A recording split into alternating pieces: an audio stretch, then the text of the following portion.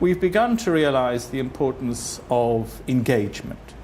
And that essentially means the extent to which somebody is emotionally, as well as intellectually, involved with their work. The engaged employee is not only a satisfied employee and an involved employee and a committed employee, but a happy and hard-working employee. And so there has been a lot of work on the analysis of engagement and the measurement of engagement. And there are various models that have come down to us, some of them from the Gallup survey and others, where there are ways of measuring an individual's engagement. Now, we know engagement is terribly important because what we have shown, or what has been shown, is that there's a clear relationship between the way managers lead and manage the organization to the effect on the engagement of individuals. That is, the way they are managed affects their engagement, and their engagement affects their productivity and the way they deal with the customers, and that in turn, of course, leads to profitability. So there is this idea of the service profit chain, at the center of which is the engaged employee.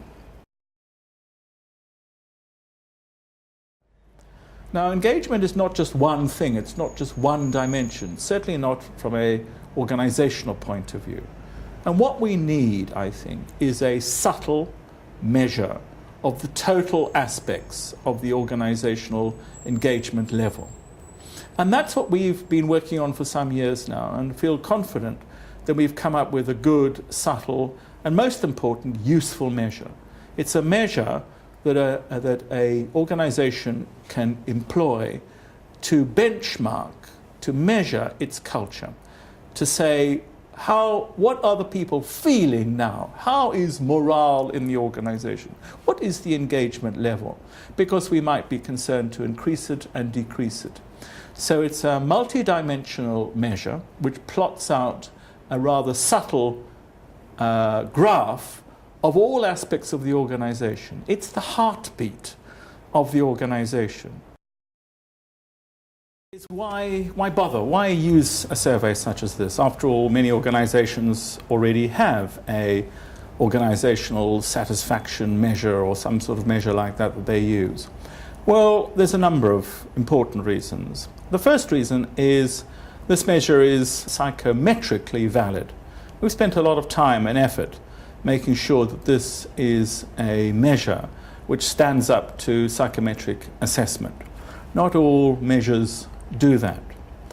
Secondly, I think that one of the most important reasons for using our measure is that people become rather cynical about climate surveys or culture surveys or job satisfaction surveys. They don't particularly like filling them out.